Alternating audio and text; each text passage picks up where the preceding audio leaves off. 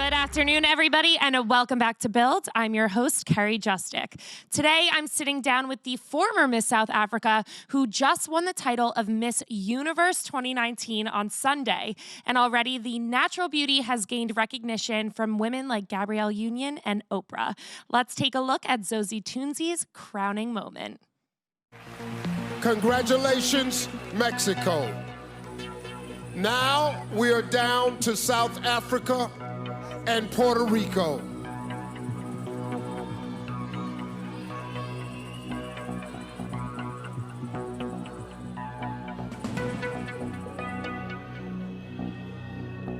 Only one of you can be crowned our new Miss Universe. If for any reason the winner is unable to fulfill her duties, the first runner-up will take her place. Good luck to you both. The new Miss Universe is South Africa.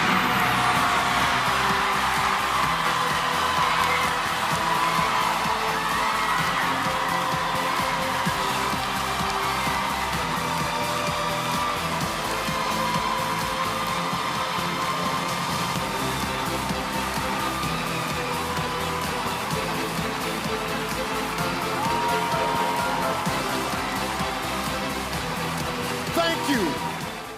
Oh my gosh, Zozie, hello. Hi everyone. I was just sitting here like mesmerized by that moment as if it's the first time I'm watching it.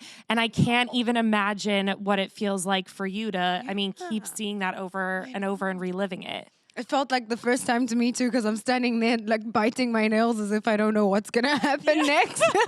But yeah, it was such a great moment. I mean, we were both standing there. I'm trying to keep it together, but I think I was more calm more than anything because I felt like I already did all that I could. There was nothing more I could do then. So I was just content with, everything that I did and just waiting to see the results. That's amazing. And I mean, here it is, the beautiful crown, the incredible sash. Are you getting used to the title? Like if somebody says Miss Universe, are you looking around? Is it me? Yeah.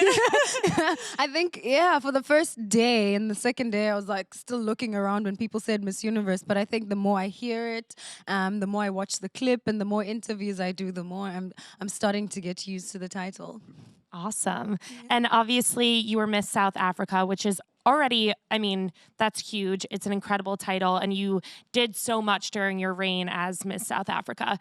What's it going to be like to adjust to Miss Universe? And how does it kind of change what your platform is all about? I still feel like I have the same kind of message, but obviously at a much, bigger platform. And I'm so grateful for it because then it means I can amplify my message and it can reach further. I spoke a lot about, breaking beauty boundaries and spoke a lot about gender-based violence and gender equality. And it's not only a South African issue, it's a global issue. It's a societal issue. And being at the Miss Universe platform will just make it, make me amplify it a little more and reach a bigger audience at it. And like you just said, beauty standards, that's like a whole thing that you really talked about a lot during the competition, which was amazing. And even just for myself, I was looking up to you so much in that moment. What does it feel like to now kind of take on this role for not only young girls in the country that you're from, but like we just said, across the world? I'm so honored that I get this responsibility because I do feel like it's a responsibility. Growing up myself as a young girl, opening up magazines and not, being able to see people who looked like me on TV, not being able to see people who looked like me. That does something to you as a child, to want to feel like you belong into society, to want to feel like you have space and that you matter. And I think representation and inclusion is something that's so huge that people like to take for granted. And I felt compelled to say it at the moment because they asked me, why should you be Miss Universe in my final, in my last word? And I felt I should say it because I want, young girls and women to look at me and feel like they can be represented as well in society. And it's more than just beauty. It's just about being different and feeling like you don't belong because people can tell you don't belong, and then you start believing it, and you feel like you don't belong as well. And it was so important for me to, say that message so that people know that they do belong actually, and that we can break status quo and become whatever we want to be. It's so incredible. I mean, sitting here, I already feel so inspired by everything that you're saying. And like you said, while you were on that stage, you talked about breaking boundaries. You talked about breaking the notion of what a beauty standard is. And right now, you're making history as one of 4 Black women that hold these incredible titles. I mean, Miss USA, Miss America, Miss Teen USA, and now Miss Universe. Obviously people are probably thinking, oh, look, you accomplished it, like you broke that standard. What work is there still to be done, and what does it actually mean that you 4 women have the titles that you have? First of all, I'm so honored to be a part of 3 amazing women, and I think it's the beginning. There's still so much more that we can do. This was just to show the world that we're here, and finally change is happening, and we are moving towards a society and a world that's not racially divided anymore, which it still is. There's still a lot of discrimination. There's still a lot of racism, a lot of colorism, a lot of racial divide. But I think by having these wins, it's to say, we're recognizing women that haven't been recognized before in the past. And I love that it's not even just about a beauty thing. It's about 4 brilliant and intelligent women, because then it means we're knocking on doors. We want you to open up the corporate world, open up the corporate spaces for women, young Black women at it. And I think it's absolutely, magnificent. And I don't think it's a thing for only Black people to celebrate, but it's for everyone to celebrate, because then we're unifying. It's like a unity, and we're moving towards a more democratic world that we really need. Definitely. I mean, I have to give a little bit of a shout out to your new roomie, Chesley Christ, Miss USA is here as well. Yeah, give her a hand. Hi, isn't she beautiful? Oh my I mean, God. I've had a couple of conversations with Chesley as well, but really the caliber of women that have been competing in these competitions, like you said, it's not just a beauty pageant. I mean, everybody is so intelligent, so inspiring. And I wanted to talk a little bit about your platform in particular. And like you said, you really are fighting against gender-based violence. And you really got up there and talked a lot about inspiring young women to become confident, to become leaders. If you could tell me a little bit about where you're going to take this as Miss Universe, because like we said, you did so much work already as Miss South Africa. So I'm working with United Nations Women on the He for She campaign. Basically, the He for She campaign is bringing in men to say that let's bring in men into this fight and say stand with women and give them, these equal opportunities. And it was so interesting because one of the things that I found out was that we have about 108 years before men and women can be equal if we continue at the rate that we're continuing. And I thought to myself, that's so ridiculous. I'm going to die and I won't be able 108, to live. no When thanks. And I just refuse to have that happen. And I feel like I will fight until my death before, I can let that be 108 years. And I feel like if I feel that way, then a lot of people should be feeling that way. And if we pull our weight, then maybe we can half that year. Maybe we can shorten it to 30, to 20, to 10, my platform is really as Miss Universe is more about awareness, making sure I'm educating people about the things that they need to know and the things that they can do. Things like leadership for young women, teaching women entrepreneurship, teaching women confidence. That's such a huge thing, to teach someone to be confident in themselves so much that they step into a space and want to take up the space. And I think that's my responsibility, because the title does come with a huge responsibility. It has to reflect from me first. I have to be, a leader in my own right, break these boundaries and be brave enough not to allow society and people to shut me up and shut me down when I have opinions. And obviously that's no small feat. It's difficult. And I think a lot of people can think it's easy, like you're standing up there and you're preaching about confidence and leadership. What was your journey like to get here? It's a difficult one, because you don't just wake up one day and you're like, I'm a leader and I'm going to step up in a room, I feel great. I feel confident. I feel confident. But especially in society, you know, when we grow up and they teach young boys and young girls, they teach them different things. I mean, I can assure you now, you will walk into a store and you will see young boys' t-shirts talking about them being leaders and conquerors, and you'll see a young girl's t-shirt, you know, with the cute little fluffy messages that say nothing about leadership. And I think that's where it starts, you know. We're programmed by society to think that we're supposed to be a certain way. And so it wasn't easy for me either growing up, especially growing up shy, because I never felt like, I always knew deep down inside that I had so much to say and that I had so much potential, but was so scared to break into, you know, my own, until I started self-affirming. For me, that's where it started, you know, just waking up in the morning and saying, listen, you're as good as all the boys in class. There's so much confident, and you can be as confident as they are too. Just learn to speak up more. And I think it's a responsibility for parents as well to start teaching, you know, their young girls to speak up for themselves, to speak up when they have things to say and not allow themselves to be shut down. So I think I was very lucky to have parents who taught me the importance of using my voice. You know, I have 3 sisters. I never had brothers. So it was a responsibility of my parents to make sure that we were able to survive in the world. So my message would be to parents as well, to prep their children and prepare them for, you know, the big world. So that's my take on that. I love that. And obviously, you've shown so much gratitude for your parents. And we saw your whole family cheering you on at Miss Universe, which was incredible to see. Who were some of your role models outside of your family? Because even now, when we're having this conversation, you're saying growing up, you didn't see people that looked like you in the media, which is so hard. And I feel like it's kind of a difficult thing to, who do I look up to? Who do I want to be if you're not seeing those people blasted in front of you? Who were the people that you kind of turned to other than, of course, your parents?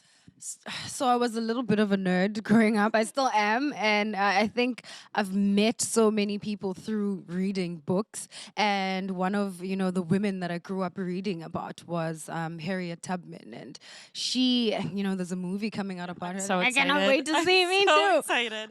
You know, as a young child, I remember reading this book and thinking, I mean, how can one person be so larger than life, you know, being a slave for so many years, finally getting your freedom. And then when you get out of it, you decide not to run, but to go back and free, you know, other slaves as well. I mean, what right do you have as a slave to have so much confidence in yourself to go back and say, you know what, I can be able to do this? What right do you have to be so courageous?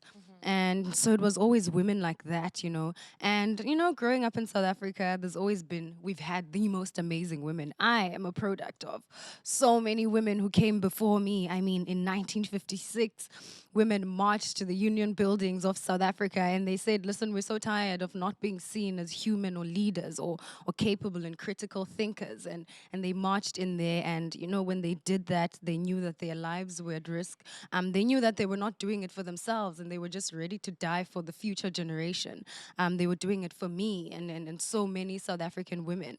And so I've always taken, you know, from those women, thinking they left this baton for me to pick up. And so it's my responsibility to make sure that their names, you know, don't die in vain.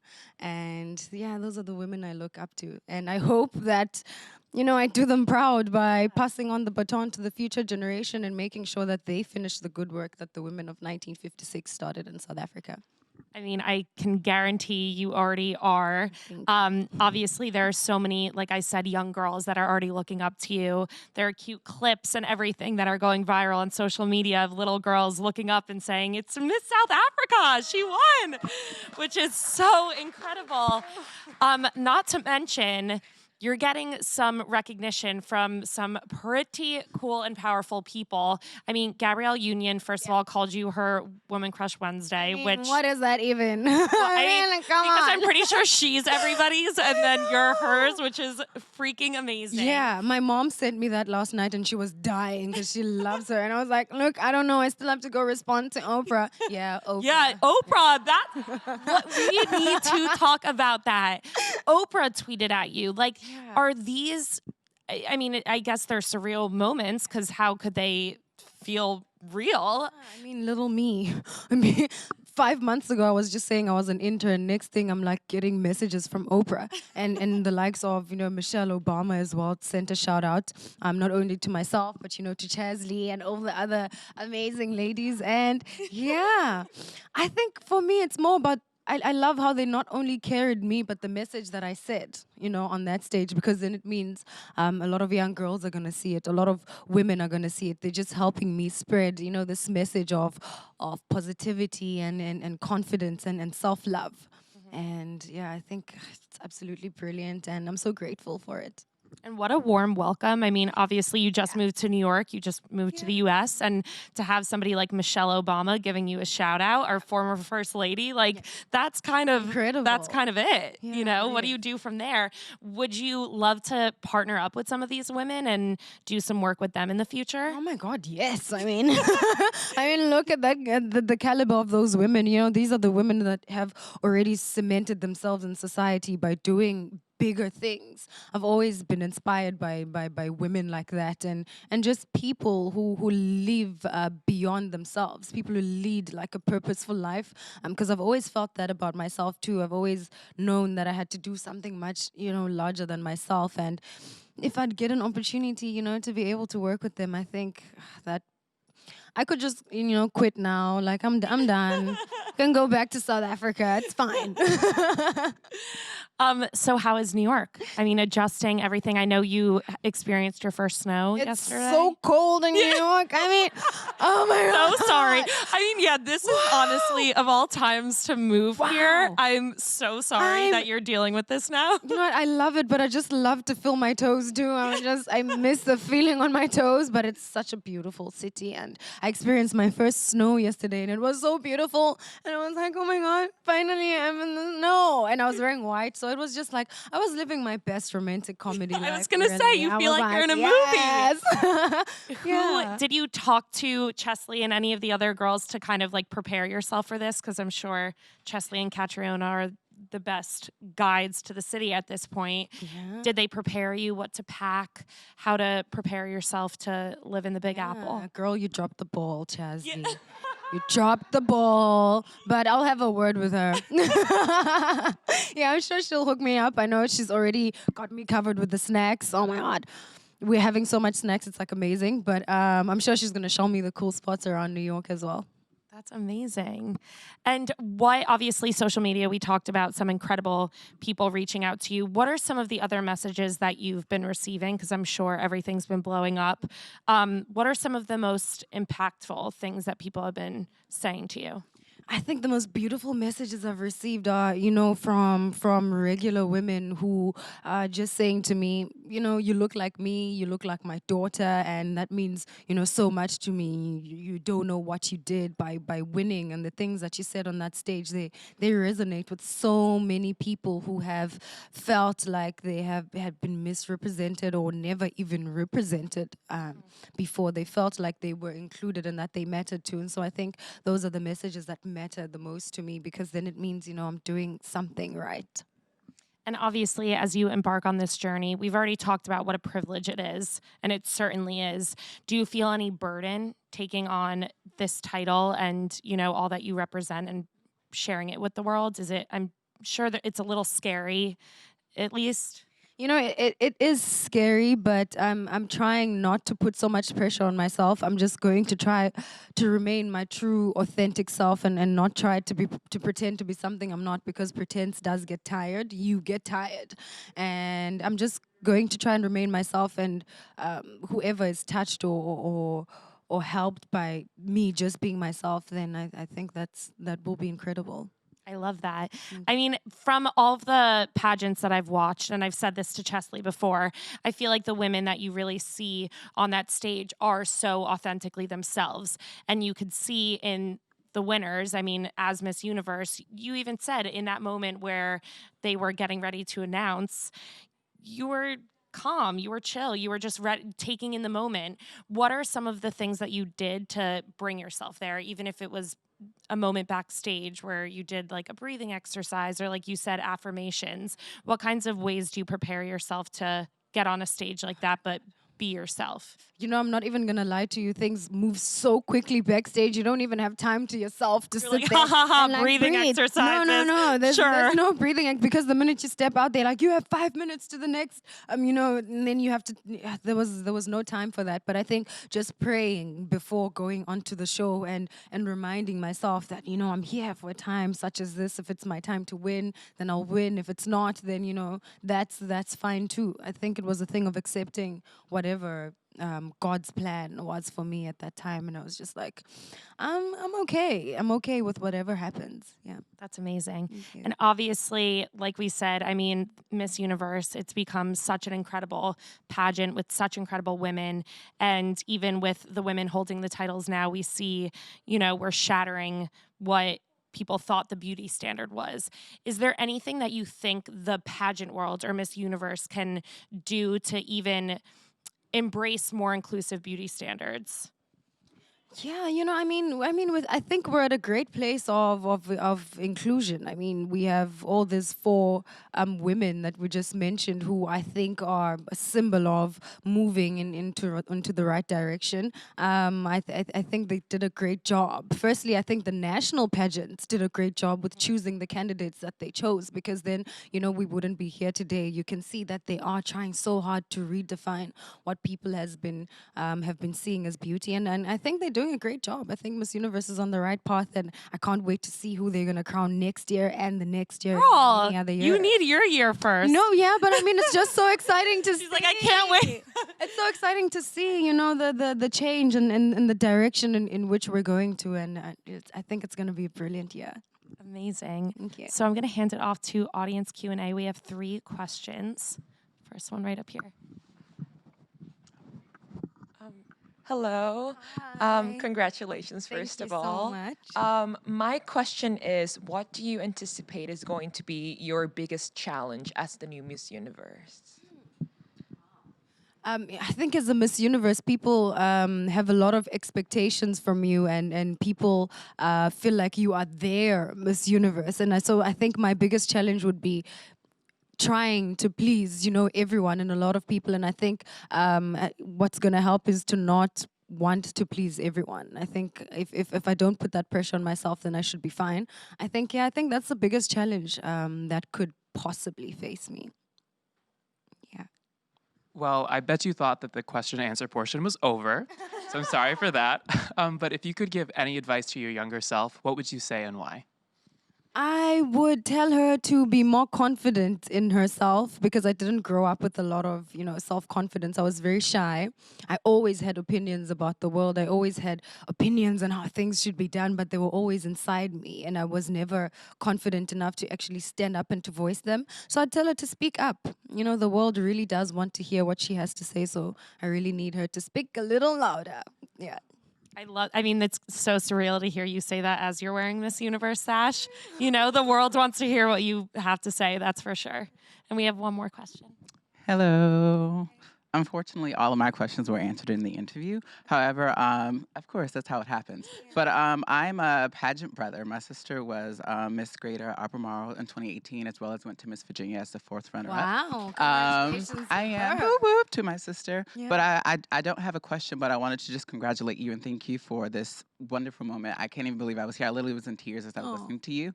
So you're not just inspiring young women, but you're inspiring men like me, young men like me. In today's society where I fit into the most marginalized, underrepresented demographics, such as being gay, being black, and being a male in today's society. I wanted to just thank you for that.